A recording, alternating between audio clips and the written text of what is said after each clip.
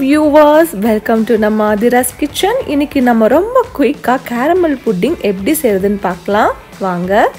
அதுக்கு நான் ஒரு சாஸ் panல 4 tablespoon white sugar எடுத்துக்கிறேன்.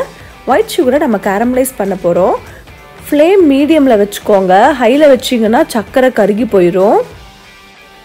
இப்போ நம்ம வாட்டர் ஆட் பண்ணாமையே சக்கரை caramelize ஆகும்போது தானா தண்ணி விடும். within 2 minutesல உங்களுக்கு இந்த மாதிரி சக்கரை brown கலர்ல மாறி caramelize ஆயிரும். அந்த டைம்ல flame low பண்ணிக்கோங்க. ஹைல வெச்சீங்கன்னா கருகிரும். உங்ககிட்ட mold இருந்துச்சுனா mold எடுத்துக்கோங்க. இல்லாட்டி இந்த மாதிரி டிஃபன் பாக்ஸ் ரவுண்ட் ஷேப்ல எடுத்துக்கோங்க. அதுல அந்த caramelize பண்ண சுகரை ஊத்திடுங்க. ஊத்தி நல்லா ஸ்ப்ரெட் பண்ணி விட்டுக்கோங்க. ஸ்ப்ரெட் பண்ணி இந்த மாதிரி எடுத்து வெச்சுக்கோங்க. நம்ம அடுத்து புட்டிங்க்கு என்னென்ன பண்ணலாம்னு பார்க்கலாம். இந்த மாதிரி பவுல் எடுத்துக்கோங்க. பவுல்ல 2 முட்டையை உடைச்சு ஊத்திக்கோங்க.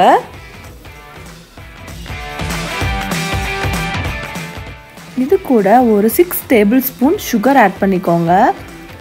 சுகர் ஆட் பண்ணதுக்கு அப்புறம் நல்லா கலக்கி விட்டுக்கோங்க. சுகர் நல்லா கரைஞ்சிரணும்.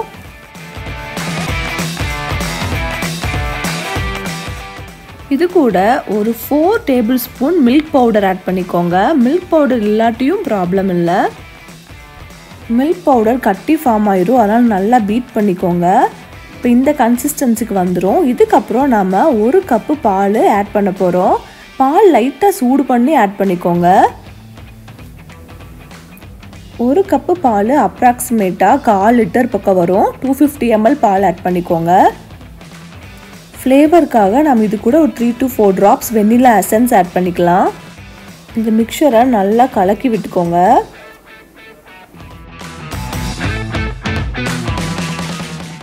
இந்த மோல்டில் இருக்கிற கேரமலைஸ்டு சுகர் மேலே ஊற்றிக்கோங்க. சர்க்கரை நல்லா கரைஞ்சிருந்துச்சுன்னா மட்டும் இப்படி ஊற்றிக்கோங்க. சர்க்கரை நல்லா கரையிலன்னா வடிகட்டி வச்சு வடிச்செடுத்து இந்த மாதிரி ஊற்றிக்கோங்க. எந்த கட்டியும் இருக்கக்கூடாது. இப்போ டிஃபன் பாக்ஸ் மூடி போட்டு அதை க்ளோஸ் பண்ணிக்கலாம். இப்போ இதையை நம்ம ஆவியில் வேக வைக்க போகிறோம். அது குக்கரில் ஒரு ஸ்டாண்ட் போட்டு ஸ்டாண்ட் டச் ஆகிற அளவுக்கு மட்டும் தண்ணி ஊற்றிட்டு டிஃபன் பாக்ஸ் அதுக்குள்ளே வச்சுருங்க. குக்கர் மூடியில் கேஸ்கட்டு விசில் எதுவுமே போட வேண்டாம். இப்படி க்ளோஸ் பண்ணி வச்சுக்கோங்க. ஃப்ளேம் மீடியமில் வச்சுட்டு ஒரு 25 minutes ஆவியில் வேக வச்சுக்கோங்க. இப்போ 25 minutes ஆயிடுச்சு. நம்ம கேரமல் புட்டிங் எப்படி வெந்திருக்குதுன்னு நம்ம பார்க்கலாம்.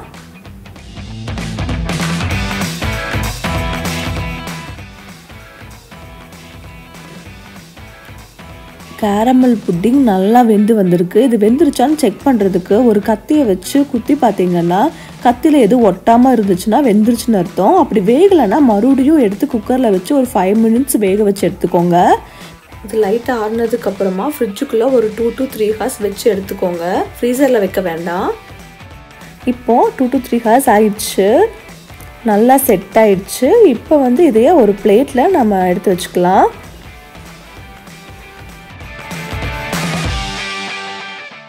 புட்டிங்கை பிளேட்டில் ட்ரான்ஸ்ஃபர் பண்ணும்போது ரொம்ப கேர்ஃபுல்லாக பண்ணுங்க.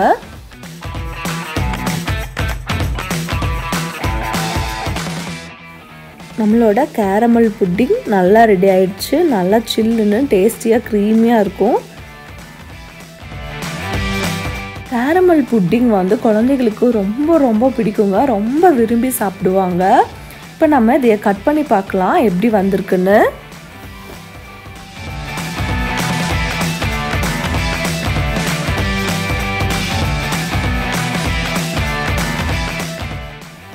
நல்லா கேக் டெக்ஸ்டரில் வந்திருக்கு.